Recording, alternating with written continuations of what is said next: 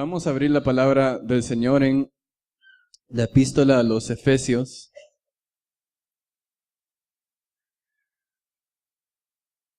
Capítulo 2.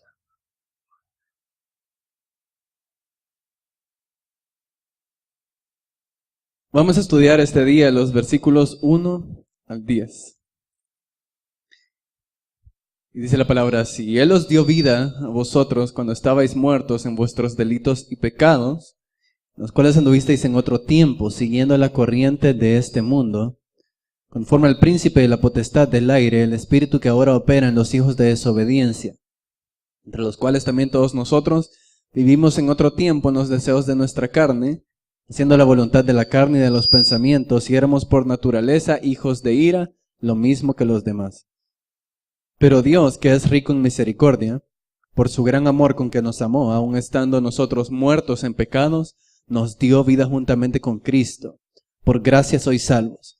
Y juntamente con Él nos resucitó y asimismo nos hizo sentar en los lugares celestiales con Cristo Jesús, para mostrar en los siglos venideros las abundantes riquezas de su gracia, en su bondad para con nosotros en Cristo Jesús.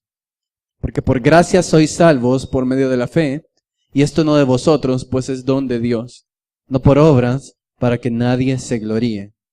Porque somos hechura suya, creados en Cristo Jesús para buenas obras, las cuales Dios preparó de antemano para que anduviésemos en ellas.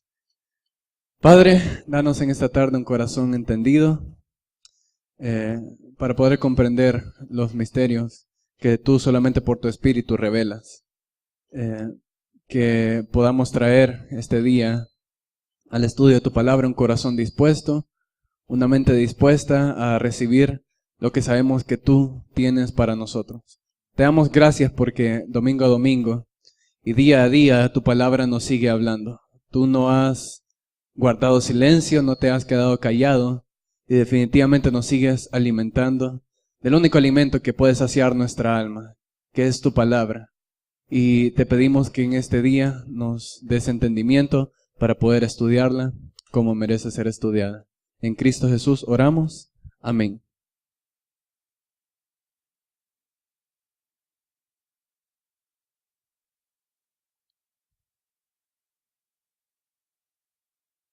Antes de entrar en el estudio del texto que vamos a ver hoy, quiero que vayamos a la epístola a los Colosenses, versículos del 21 al 23. Esto a manera de introducción. Colosenses 1, del 21 al 23, dice de la siguiente manera: Y a vosotros también que erais en otro tiempo extraños y enemigos en vuestra mente, haciendo malas obras, ahora os ha reconciliado en su cuerpo de carne, por medio de la muerte, para presentaros santos y sin mancha e irreprensibles delante de Él. Si en verdad permanecéis fundados y firmes en la fe y sin moveros de la esperanza del evangelio que habéis oído, el cual se predica en toda la creación que está debajo del cielo, del cual yo, Pablo, fui hecho ministro. Un mártir muy famoso en la historia de la iglesia, llamado Policarpo, famoso quizá principalmente por la manera de su muerte. Él fue quemado vivo al final de su vida. Pero una de las frases que ha marcado la historia es precisamente lo que él dijo antes de ser martirizado. A él se le pedía que negara a Cristo, que negara a su Señor. Más o menos recordando la frase, él dice: tantos años yo he servido a mi Señor y Él solo me ha hecho bien, y ustedes esperan que hoy yo le niegue. No, antes lo que tenga que pasar, que pase, y fue pues martirizado Él. Y esos son ejemplos tan impresionantes para nosotros, porque nosotros somos ajenos totalmente a eso, ¿verdad? Vivimos en una época donde el evangelio es libre, donde pues si queremos creer en esto, se nos permite creer en esto; si queremos creer en lo otro, se nos permite creer en lo que queramos, y nadie nos va a poner una pistola o nos va a amarrar una soga al cuello por la fe que nosotros creemos y por la fe que nosotros practicamos, ¿verdad? Eso no significa que el mismo nivel de perseverancia que estos hombres tuvieron es el mismo que se demanda de nosotros. La misma perseverancia que tuvo Policarpo y que tuvieron todos aquellos mártires, comenzando desde Esteban hasta el último en este día que nosotros conocemos, mueren allá en el Medio Oriente, es la misma perseverancia que se demanda de nosotros si es que nosotros realmente queremos entrar en el gozo de nuestro Señor, entrar en el reino de los cielos, así como Él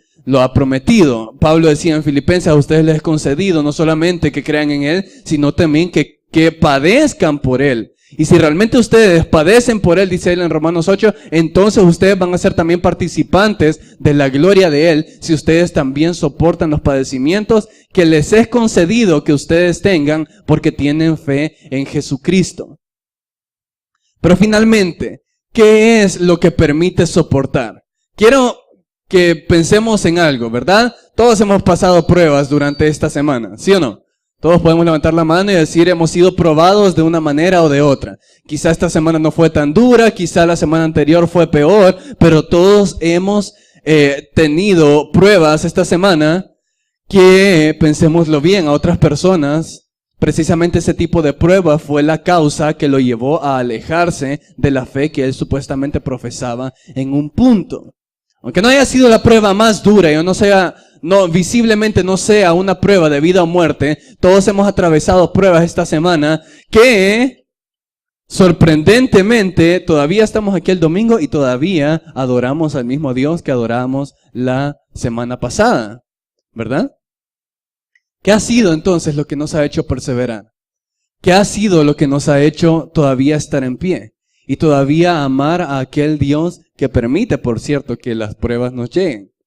¿Por qué no se enorgullece nuestro corazón? ¿Por qué no se endurece nuestro corazón?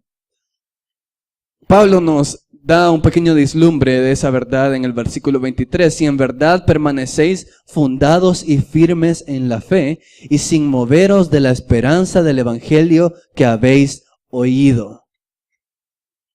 Pueden venir terremotos, pueden venir tsunamis, ¿verdad? Puede venir un viento tempestuoso, pero si el fundamento está firme y si el fundamento es seguro, el edificio no va a caer. La casa no se va a mover. ¿Qué mejor ejemplo de eso, verdad? Si no, Mateo, capítulo 7.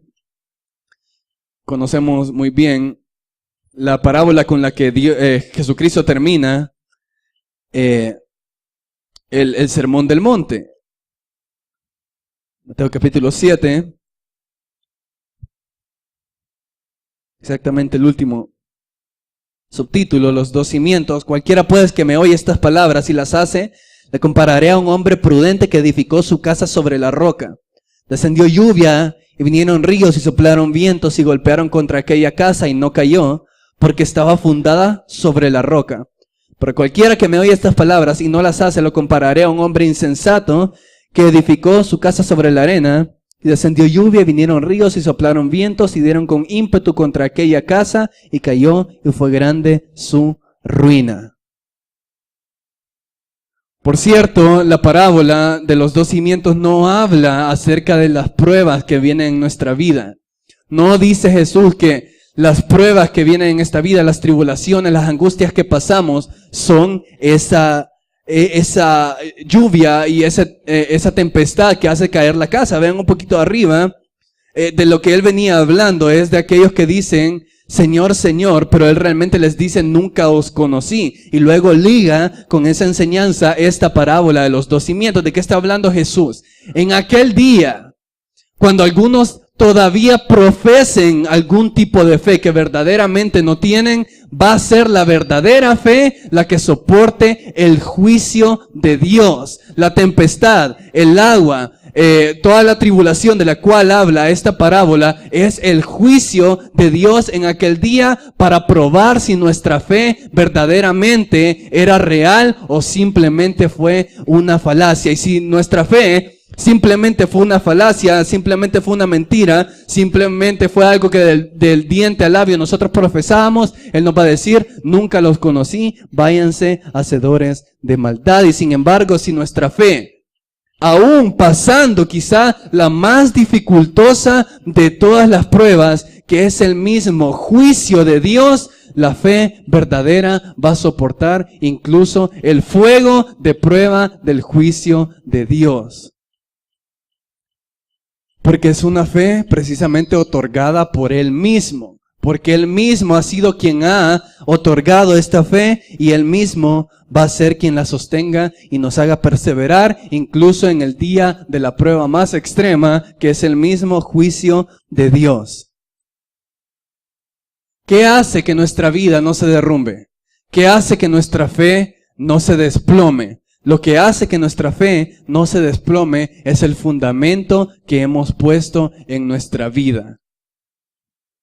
Ustedes conocen probablemente a muchas personas, ¿verdad? Venían a la iglesia, servían, predicaban en un púlpito, muchos de ellos. Un día vino una prueba, la cual su fe no pudo soportar, cayeron y hoy andan rodando por el mundo. Y la palabra es clara, salieron de nosotros. ¿Por qué? Porque nunca fueron de nosotros, porque no eran de nosotros. Su fe no era real, su fe no era verdadera, no tenían un fundamento. El fundamento es lo más importante de la casa. Hay un predicador que siempre cuenta una anécdota. Él dice que una vez lo llevaron a una universidad allá en Estados Unidos, de esas nuevas, novedosas y liberales, de esas que tienen ideas locas. Y le dijeron, mira esta obra arquitectónica novedosa, ¿verdad? Y le dicen, este es el primer edificio postmoderno. ¿Y qué significa eso, verdad? El posmodernismo es básicamente el movimiento que niega que hay una verdad absoluta. El posmodernismo dice, hay una verdad relativa y verdaderamente lo que es verdad para ti no necesariamente es verdad para mí, pero realmente podemos convivir en esto, ¿verdad? No hay una verdad absoluta, no hay un punto certero, simplemente todos podemos vivir en convivencia en verdades relativas. ¿Cómo se aplicaba eso al edificio? El edificio no tenía ningún tipo de verdad absoluta. Las puertas no enviaban a ningún lugar, los cuartos no tenían ningún propósito, todo el ladrillo que se le había puesto realmente no guiaba a ningún lugar. Y el arquitecto decía, pues he logrado acoplar mi filosofía a mi arquitectura. Y el teólogo y predicador le hace una pregunta muy, muy interesante y le dice, ¿hicieron lo mismo con los fundamentos?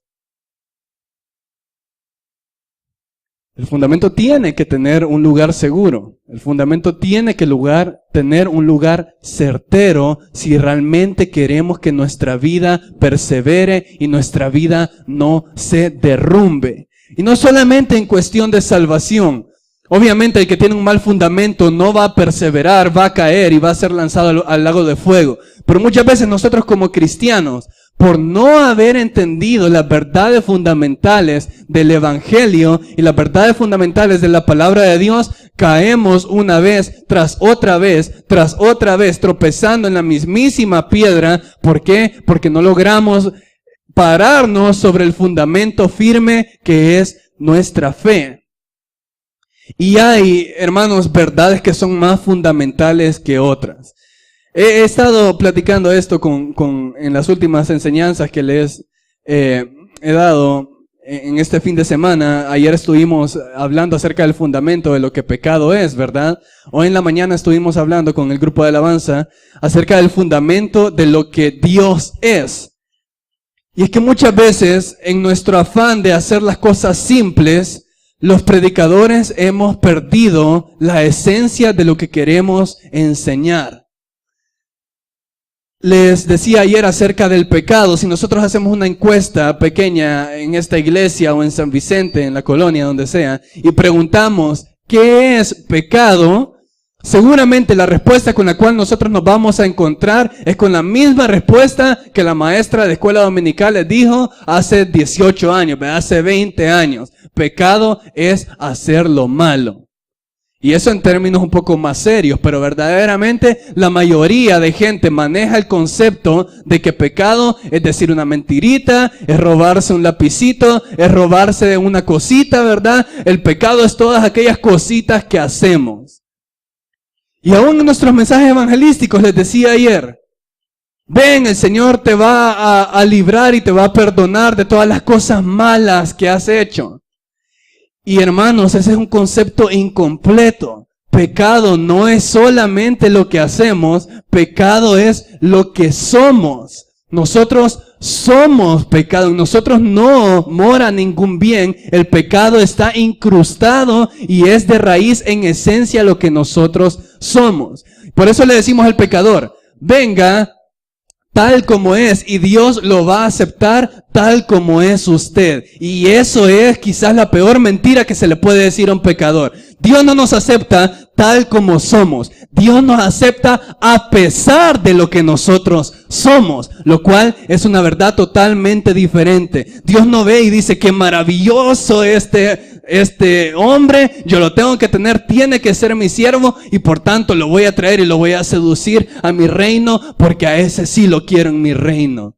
Dios no vio jamás nada agradable en nosotros, nada codiciable, todo lo perfecto, todo lo que para los ojos de Dios es hermoso, estaba solamente en Jesucristo. Y porque en Jesucristo habitaba eso, y porque Él tomó nuestro lugar, es que Dios nos puede aceptar a nosotros. Dios no nos acepta por lo que nosotros somos. Dios nos acepta a pesar de lo que nosotros somos. A pesar de lo bajo, a pesar de los pecadores, a pesar de lo injusto, Dios tiene misericordia de nosotros y nos ha aceptado en su reino. Pero si una verdad tan fundamental como el pecado la hemos comprendido tan mal, entonces ¿cómo vamos a luchar contra el pecado?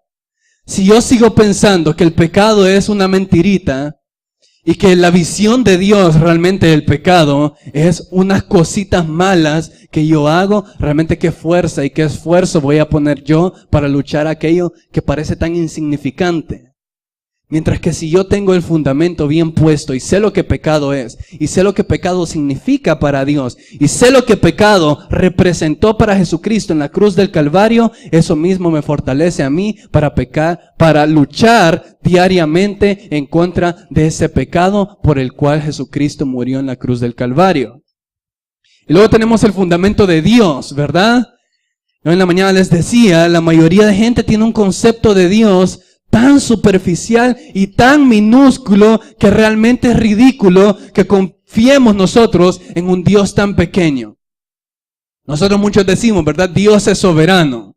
Y a lo que nos referimos muchas veces, irónicamente, es que Dios está con nosotros cuando tenemos pruebas.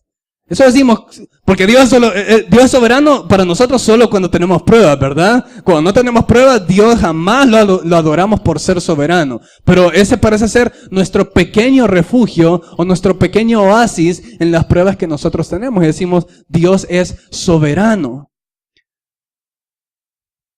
Y realmente si yo tengo un Dios tan pequeño y que simplemente es un Dios de emergencia, que es un Dios simplemente que realmente existe y es real para mí solo cuando tengo pruebas, ¿para qué lo voy a adorar? Mejor me adoro a mí mismo, ¿verdad? Yo sí me esfuerzo por mí mismo diariamente. Yo sí trabajo por mí mismo diariamente. Y finalmente lo que tenemos que reconocer es que probablemente nosotros somos nuestro mismo Dios. Pero si yo tengo el conocimiento de un Dios que es soberano, como la palabra realmente lo describe, que lo que Él quiere se hace y que Él está en control absoluto de todo lo que pasa en este mundo y que Él toma las decisiones de todo lo que pasa en este mundo, que de hecho Él ha predeterminado todo lo que iba a pasar en este mundo desde antes de la fundación del mundo, y con la diestra de su justicia y con su palabra sostiene todo lo que está pasando en este mundo. Ese sí es un Dios en el cual podemos confiar. Porque ese sí es un Dios omnipotente, porque ese sí es un Dios poderoso, no el Dios de mentiritas al cual nosotros simplemente acudimos cuando tenemos un tipo de prueba. Pero seguramente el fundamento más mal comprendido de la iglesia es precisamente el fundamento de lo que nosotros llamamos evangelio. Si volvemos a hacer una encuesta de 100 vicentinos dijeron, ¿qué es el evangelio? La mayoría va a dar una respuesta totalmente insatisfactoria, ¿verdad? Es un mensaje de amor, es lo que quizás tenemos que predicarle a los perdidos, es que Dios te va a sacar de tus pruebas. Ese parece ser el mensaje prominente hoy en día, ¿verdad? ¿Cómo iniciamos nosotros una conversación acerca del evangelio? Les decimos, está en prueba, le tengo la solución. Acérquese a Dios y Dios lo va a sacar de ahí.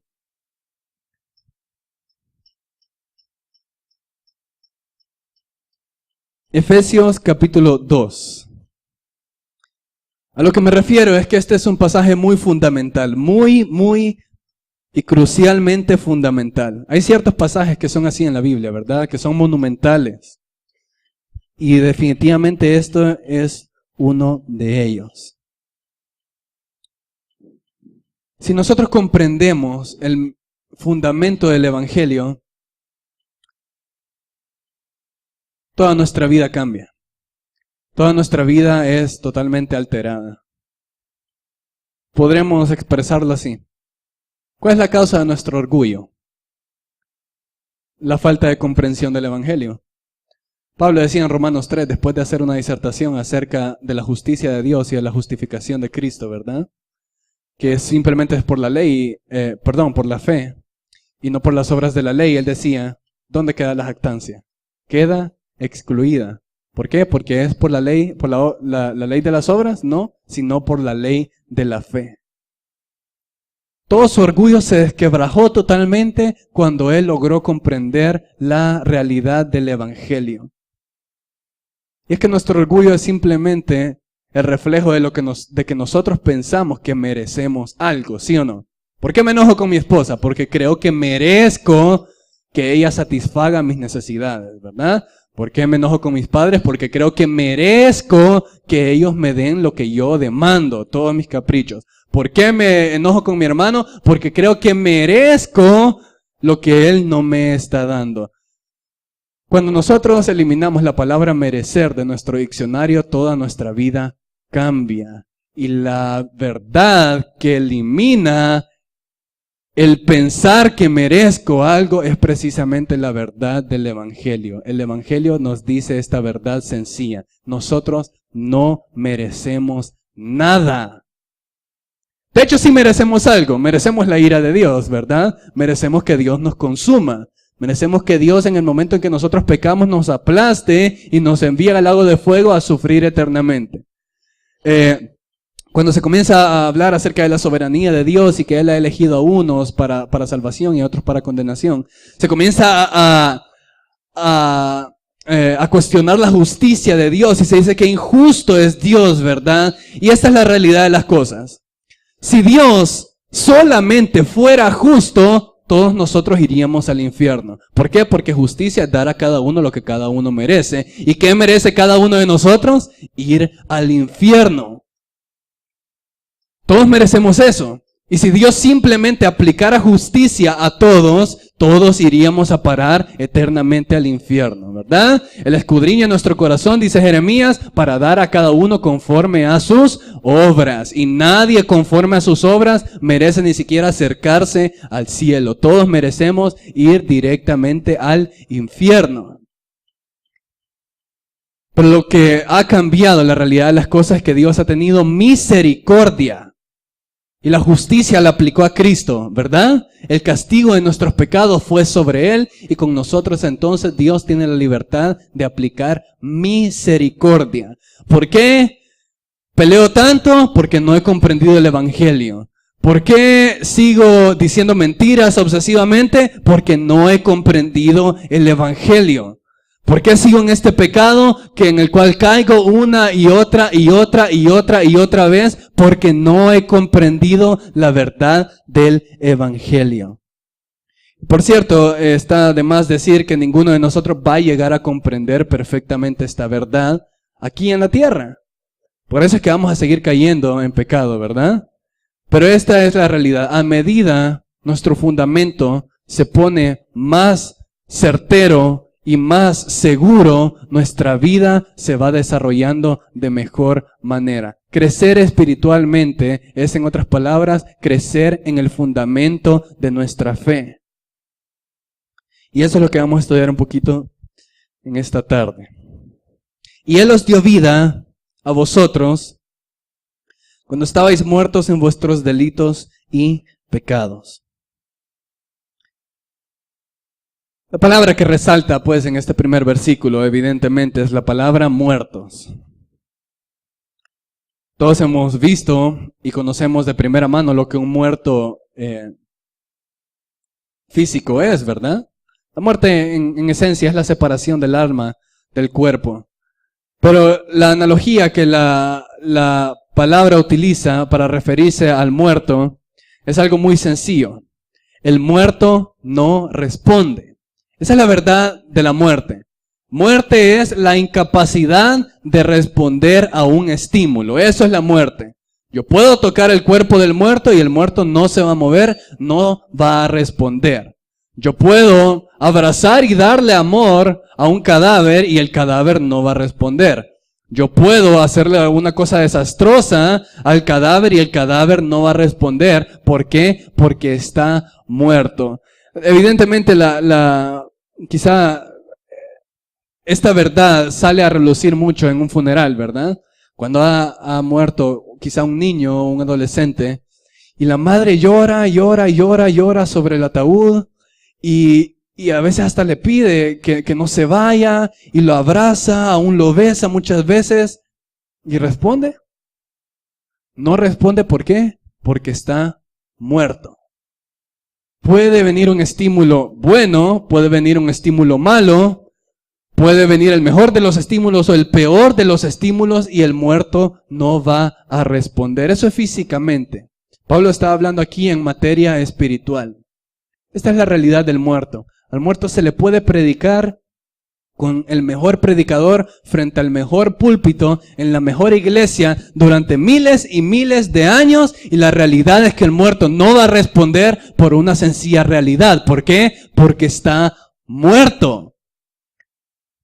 Yo siempre digo esto, Dios se le podría aparecer, ¿verdad? Nosotros muchas veces en nuestro mensaje evangelístico, eso es lo que decimos, pedile a Dios que te dé una señal, pedile a Dios que te haga ese milagrito o lo que sea, ¿verdad? Jesucristo pasó haciendo milagros 3 años, como nadie jamás lo ha hecho, ¿y cuántos convertidos quedaron al final? Miles y miles y miles impresionados por los milagros que él había hecho. No, 120 nada más. Y de esos, incluso uno disertando, ¿verdad? Dios se podría aparecer frente al muerto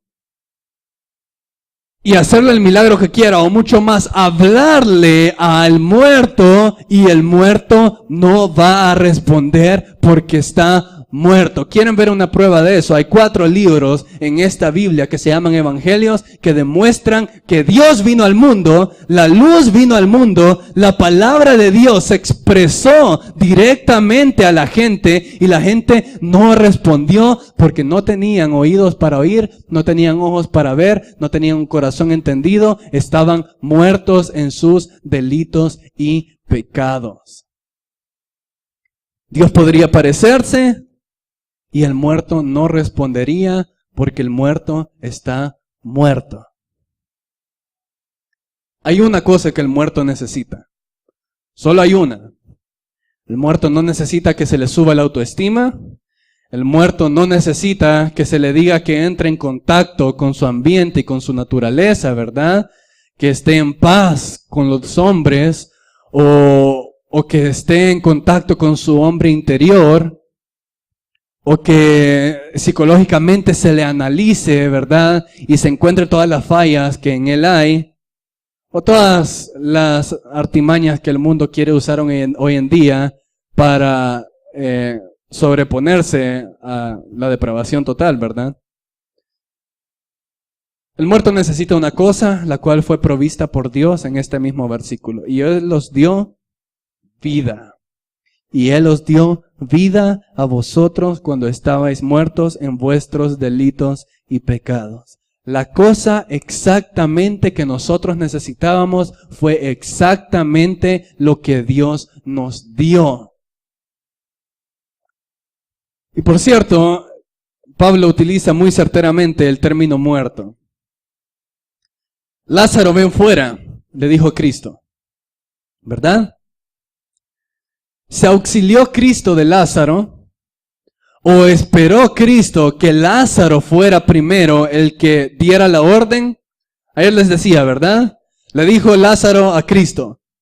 Cristo a Lázaro. Lázaro, yo sé que tú puedes. Yo sé que en tu interior tú puedes lograrlo. Vamos, Lázaro. Yo te voy a echar porras y te voy a traer hasta que vengas hasta mí. Vamos, Lázaro, yo creo en ti, yo creo en que tú puedes hacerlo y por lo tanto tú vas a venir de acá para allá por tus propios medios. ¿Fue eso lo que Cristo dijo? Dijo, Lázaro, colaboremos en este asunto, ¿verdad? Yo sé que tengo algo para ti, tú tienes algo para mí, así que colaboremos juntos y entonces tú vas a poder salir y entonces vas a tener vida. ¿Qué hizo Lázaro para venir de los muertos? Nada. Absolutamente nada, porque el muerto no puede hacer nada. Cristo fue quien lo hizo todo. Es exactamente eso lo que Pablo nos quiere dar a entender al decirnos que estábamos muertos. Nada podíamos hacer, nada hicimos. El muerto no puede hacer nada. El muerto ni siquiera sabe lo que necesita. O alguno de nosotros, en nuestro peor pecado, dijo, hoy sí se me iluminó, ya sé lo que necesito. Necesito vida espiritual y necesito que Cristo venga del cielo a morir por mí. Y entonces Dios me va a dar vida espiritual a través de Él y entonces es que yo voy a tener vida. ¿Verdad? Nadie hizo eso. Todos estábamos muertos y si no hubiera sido Dios el que hubiera enviado a Cristo y nos hubiera dado vida porque Él vive, nosotros seguiríamos en la misma condición en la cual estábamos. Muertos en vuestros delitos y pecados, los cuales anduvisteis en otro tiempo, siguiendo la corriente de este mundo. El muerto está muerto ¿en qué? En sus delitos y pecados. Es tan interesante que el mundo, de hecho, llama libertad a lo que la Biblia llama esclavitud, ¿verdad? Ustedes serán cautivos, dice en otra porción, de los deleites en los cuales su alma se regocija. Yo recuerdo aquel famoso episodio en que un cantante se declaró homosexual y muy conocido por todos, y la frase que marcó quizás tal acontecimiento fue que él dijo, hoy sí me siento libre. Eso es lo que dicen, ¿verdad? Hoy sí me siento libre. Hoy sí me siento libre para hacer lo que yo quiero hacer. Hoy sí me siento libre para expresarme como yo quiero expresarme. Hoy sí me siento libre para vivir en el pecado en el cual yo quiero vivir. Mas no sabe que ese mismo pecado es la demostración de que él es cautivo de él. Es cautivo del pecado y ese pecado es precisamente lo que lo mantiene muerto y ajeno de la vida de Dios, siguiendo la corriente de este mundo. El mundo ama lo suyo, ¿verdad? Por eso es que Cristo les dice, el mundo los va a aborrecer porque me aborrecieron a mí, yo no soy de este mundo, ustedes tampoco son de este mundo y por lo tanto el mundo los va a aborrecer a ustedes así como me aborreció a mí. Pero hay algo que el mundo ama y el mundo ama lo suyo. El mundo ama lo que él mismo produce, ¿verdad? Por eso es que hay una división tan grande entre el ámbito secular y el ámbito de la iglesia. Y el mundo aborrece a la iglesia y el mundo se deleita en lo que él produce. Y de nuevo es un círculo vicioso, ¿verdad? Producimos más, no nos sacia, entonces tenemos que recibir más. Entonces producimos más, no nos sacia, produzcamos más. Y el mundo se está regodeando en su mismo lodo, en sus mismos pecados. Y no se sacia, necesita más, produce más. Y nunca está saciado de lo que él mismo está produciendo. O el mundo en su inmundicia exalta a Dios, ¿verdad? ¿Es eso lo que exaltan los programas de televisión hoy en día? Adoremos a Dios juntos, ¿eso es lo que dicen? No, adoremos el pecado y exhibamos este estilo de vida pecaminoso en el cual vivimos y establezcámoslo como modelo para que todo mundo viva en él y todo el mundo vive en él. ¿Por qué? Porque lo aman, porque es lo que a ellos les agrada, porque son de este mundo, la corriente de este mundo.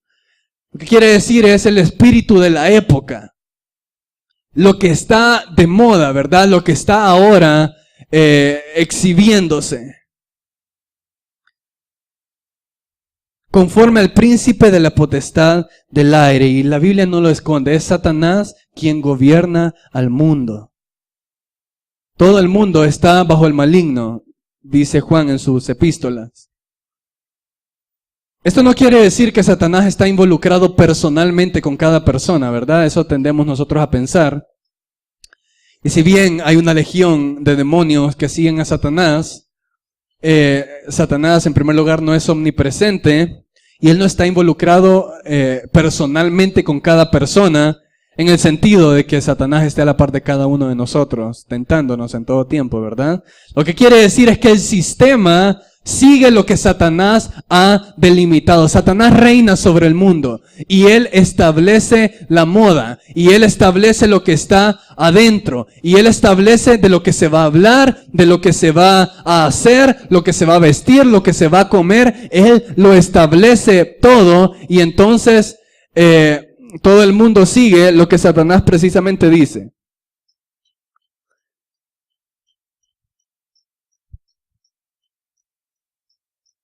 Y ya lo he dicho en otras ocasiones, si Satanás tiene una herramienta para eso, es precisamente la herramienta de la religión, ¿verdad? Si Satanás tiene un mundo de dominio, es precisamente el mundo de la religión. ¿Cuántas religiones? Y ni siquiera tienen que ser ilimitadas, ¿verdad? Satanás simplemente se ideó 4 o 5 mentiras que se parecían de alguna manera al cristianismo y con esas 4 o 5 mentiras ha logrado acaparar la atención de la mayoría del mundo. La mayoría del mundo sigue siendo religioso. La mayoría del mundo sigue vertiendo toda su atención en las religiones que son simplemente engaños y que son cosas que se parecen al cristianismo, pero que verdaderamente no son la verdad. Y este espíritu opera en los hijos de desobediencia.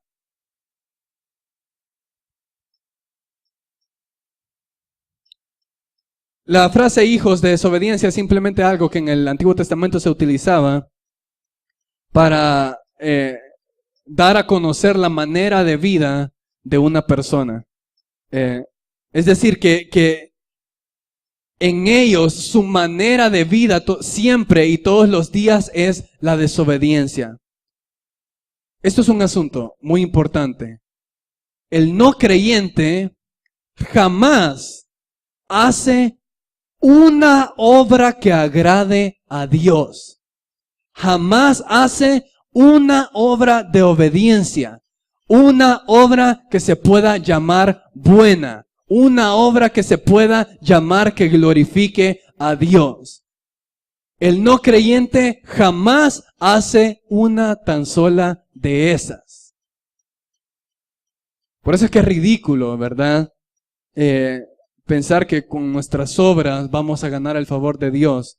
En algún punto que Dios vio algo que nosotros hacíamos y que por eso es que Él nos ha traído a su reino. Ellos son los hijos de desobediencia, entre los cuales todos nosotros vivimos en otro tiempo, en los deseos de nuestra carne, haciendo la voluntad de la carne y de los pensamientos, y éramos por naturaleza hijos de ira, lo mismo que los demás. Hablamos ayer también con otro joven acerca del libre albedrío, ¿verdad? Sé que son temas quizás prolongados y no se pueden tratar de manera simple, pero al mismo tiempo es una verdad muy sencilla la que puede resolver todo el asunto. El hombre hace lo que quiere, ¿verdad? El libre albedrío se intenta definir como la capacidad del hombre entre elegir entre lo bueno y elegir entre lo malo. Y se defiende a capa y espada, ¿verdad? Y se nos dice, el hombre tiene que tener libre albedrío porque si no, Dios sería injusto de nuevo, ¿verdad? Parece la acusación universal que se hace en contra de Dios. Y la Biblia es muy clara. Sí, el hombre hace lo que quiere. El hombre hace lo que quiere. El hombre puede hacer lo que quiere. El problema precisamente cae en lo que el hombre quiere, porque el hombre solo quiere lo malo. El hombre jamás quiere lo bueno. El hombre solo busca el mal, solo se deleita en el mal, solo hace lo malo. Los deseos de su corazón son continuamente hacia el mal en todo tiempo, a toda hora, y no puede hacer una sola obra que agrade a Dios. En los deseos de nuestra carne, sí. Dios nos había entregado a los deseos de lo que nosotros mismos queríamos hacer. Nosotros hacíamos lo que nosotros queríamos. Es una bendición. Eso, hermanos, es la peor maldición en la cual un hombre puede estar. Hacer lo que quiere. Yo no quiero hacer lo que yo quiera. Yo quiero hacer lo que el Señor me dice que tengo que hacer.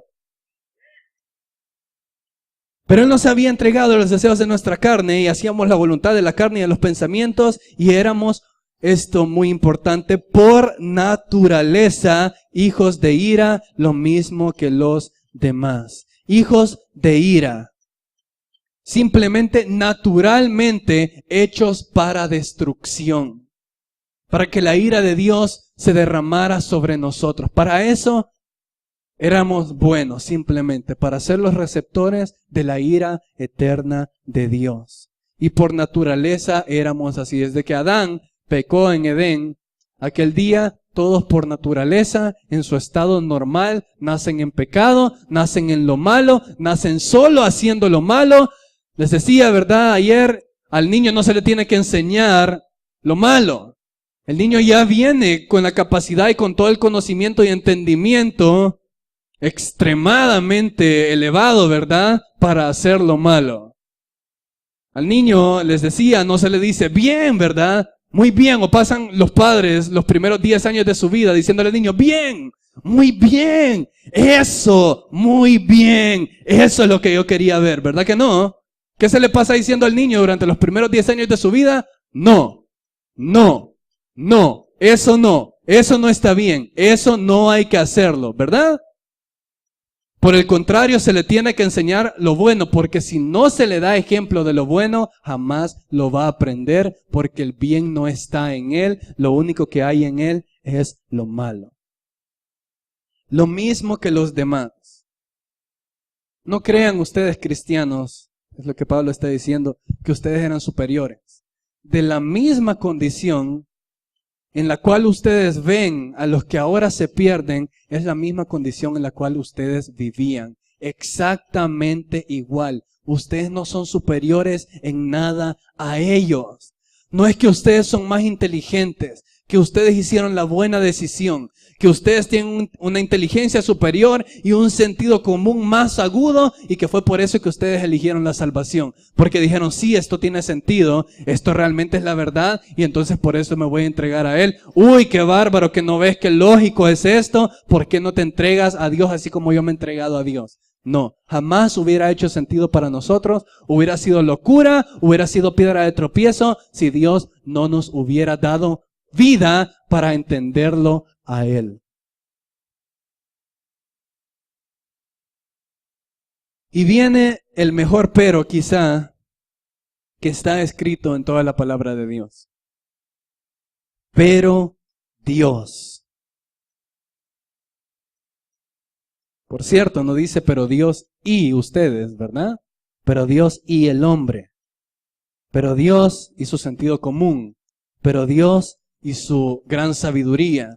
Pero Dios y su inteligencia. Pero Dios y solo Dios, que es rico en misericordia por su gran amor que nos amó, aun estando nosotros muertos en pecado, nos dio vida juntamente con Cristo. De nuevo, qué hermoso Dios que no jugueteó con nosotros, ¿verdad? No nos dio algo que no hubiera sido suficiente para nosotros. Él nos dio exactamente lo que nosotros necesitábamos. Él nos dio la vida que necesitábamos. Porque por cierto, tiene el poder para darnos la vida que necesitamos, ¿verdad? ¿Quién puede hacer resucitar a un muerto? De nuevo, podemos predicarle todo lo que queramos. Podemos amarlo todo lo que queramos, hacerle cariñito todo lo que queramos. Y eso no tiene ningún poder para resucitar a nadie. El poder, dice la palabra, está en el Evangelio, porque en el Evangelio está el poder de Dios para salvar a todo aquel que cree. Es rico en misericordia. Misericordia, ¿qué es? Se puede definir simplemente con no darle a aquel lo que cada lo que esa persona merece, ¿verdad? Si Dios no hubiera tenido misericordia de nosotros y simplemente nos hubiera dado lo que nosotros merecemos, nos hubiera dado el infierno que nosotros merecemos. Por su gran amor con que nos amó.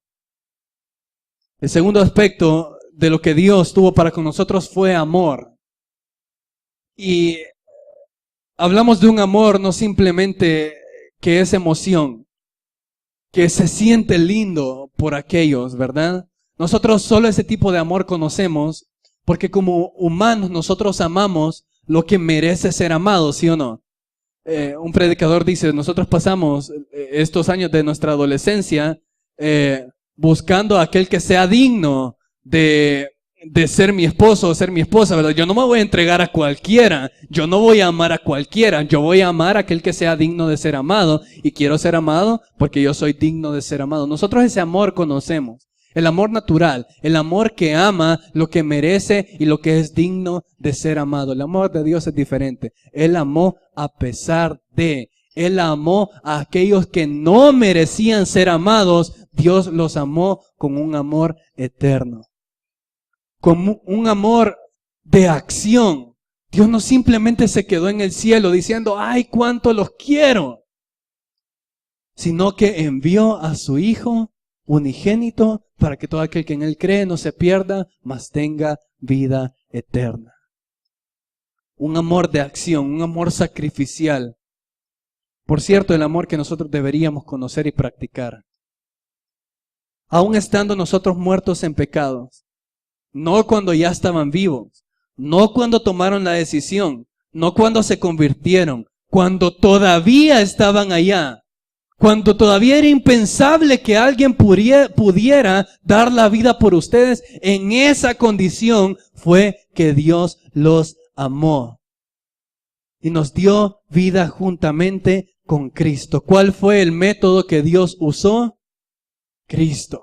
Cristo muriendo en la cruz del Calvario, Dios lo trata a Él como si Él fuera nosotros y nos trata a nosotros como si nosotros hubiéramos vivido su vida. Por gracia sois salvos. Y juntamente con Él nos resucitó y asimismo nos hizo sentar en los lugares celestiales con Cristo Jesús.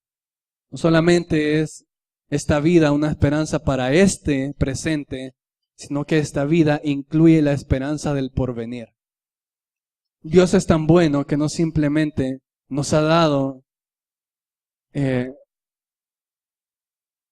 conforme a lo que nosotros hubiéramos podido pedir o entender, dice Efesios 3, sino que nos ha dado mucho más de lo que nosotros pudimos haber pedido o entendido en algún punto. Un teólogo dice lo siguiente, él dice, quizá la peor blasfemia o la peor oración que un hombre podría haber hecho hipotéticamente en un punto hubiera sido la siguiente. Dios, en este día yo vengo delante de ti y yo quiero pedirte algo.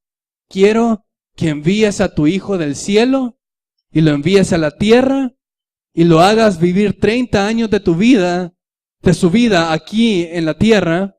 Y quiero que a los 30 años de su vida, él comience un ministerio y él de su vida por servir a los demás. Y quiero que a los 33 años de su vida a él lo crucifiquen en una cruz, lo vituperen, lo golpeen, le escupan. Y quiero, Señor, que a los 33 años de su vida tú derrames tu ira sobre él y lo castigas por los pecados que yo he cometido. Y además quiero, Señor, que después que tú lo castigues, lo resucites al tercer día y al tercer día Él se aparezca en este mundo y que además a los días de haber estado aquí, Él regrese al cielo y además nos dé el Espíritu Santo y además nos dé una vida eterna viviendo contigo. ¿A quién se le pudo haber ocurrido hacer esa oración? ¿Alguno lo hizo alguna vez? ¿Alguno oró todo eso? ¿O alguno en su gran sabiduría e inteligencia ideó el plan de salvación? Antes bien, a nosotros nos parecería una blasfemia que alguien hiciera esa oración. Y sin embargo, Dios fue precisamente lo que hizo. Lo que nadie pidió, lo que nadie pidió que pasara, fue lo que Dios hizo. Fue lo que Dios nos concedió. Más de lo que nosotros podíamos pedir o entender, fue lo que Dios hizo por nosotros. Para mostrar en los siglos venideros las abundantes riquezas de su gracia en su bondad para con nosotros en Cristo Jesús. ¿Y cómo se puede ser parte de este ofrecimiento que Dios hace? Porque por gracia sois salvos por medio de la fe. Y esto no de vosotros, pues es don de Dios. No por obras, para que nadie se gloríe. Hay solo una razón, y una razón exclusiva por la cual nosotros disfrutamos de esta salvación que en este día disfrutamos. Una palabra: gracia. Porque a Él le plació. Porque en el afecto de su voluntad, Él tuvo a bien salvarnos. Porque a Él le pareció bien hacerlo. Y esto solamente por medio de la fe. Si alguien se entrega totalmente a Él y logra creer en el sacrificio de Jesucristo en la cruz del Calvario, Dios le va a entregar tal salvación. Dice Romanos que es por fe para que sea por gracia, ¿verdad? Porque si fuera por obras, nos gloriaríamos, pero nos gloriaríamos en nosotros. Pero Dios lo ha hecho por fe para que la oferta sea universal. Y para que sea, oigan bien, igual de inalcanzable para todos. Es igual de inalcanzable para todos. Porque nadie puede ejercer una fe sobrenatural. Algunos tienen inteligencia, algunos tienen sabiduría, otros tienen talento, otros tienen fuerza, pero nadie tiene la fe que Dios demanda que nosotros tengamos. No es de vosotros, es don de Dios. No sé qué tipo de jactancia puede haber en un corazón que comprende esto. ¿Qué tipo de orgullo satánico tiene que haber en el corazón de alguien para que, comprendiendo esta verdad, siga empecinado en creer que merece algo y siga empecinado en demandar sus derechos y en demandar que lo traten bien? Si sabe que todo lo que ha recibido, lo ha recibido de Dios. Comenzando de la elección, desde antes de la fundación del mundo, siguiendo por la crucifixión, Cristo muriendo en la cruz del Calvario, hasta el mismo día en que nosotros venimos a Cristo, nosotros no hicimos nada.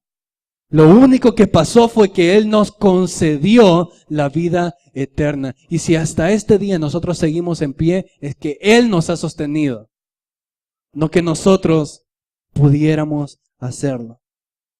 No por obras, para que nadie se gloríe. Y todavía Dios es tan bueno que ha preparado buenas obras de antemano para que nosotros andemos en ella y podamos glorificarlo a Él por las buenas obras que nosotros hacemos. Porque somos hechura suya, creados en Cristo Jesús, creados a semejanza de Él, pareciéndonos cada día más a Él, para buenas obras, las cuales Dios preparó de antemano para que nosotros anduviésemos en ellas. Si el Evangelio nos enseña de nuevo una verdad, que es la verdad que cambia radicalmente cualquier vida, cuando esta vida realmente logra comprenderla de raíz, es la verdad de la gracia de Dios. Que siendo nosotros los seres más bajos, el ser más alto vino a morir por nosotros. Que siendo nosotros los seres más pecadores, el ser más santo vino a morir por nosotros. que siendo nosotros los seres más malos, Cristo vino y murió por nosotros. La gran ironía es que el reino de Dios está compuesto por aquellos que previamente eran enemigos de Él. El reino de Dios está compuesto por aquellos que en otro tiempo eran hijos de Satanás. El reino de Dios está compuesto por aquellos que en otro tiempo lo aborrecían a Él. ¿Quién de nosotros traería a morar a su casa a aquel que procura la muerte de uno? Sí, véngase, vamos a celebrar que usted me quiere matar a mí. Y eso fue precisamente lo que Jesucristo hizo. Que aun aquellos mismos que lo crucificaron aquel día en Calvario, Él los dijo, Padre, perdónalos, que ellos puedan venir y que ellos también sean salvos. ¿Qué hicieron? Nada. ¿Por qué los traigo? Porque a mí me place, porque yo soy el que soy lleno de gracia, porque yo soy el que tengo misericordia. Créanme, hermanos, esta es la verdad que sostiene nuestra vida. Cada una de nuestras acciones.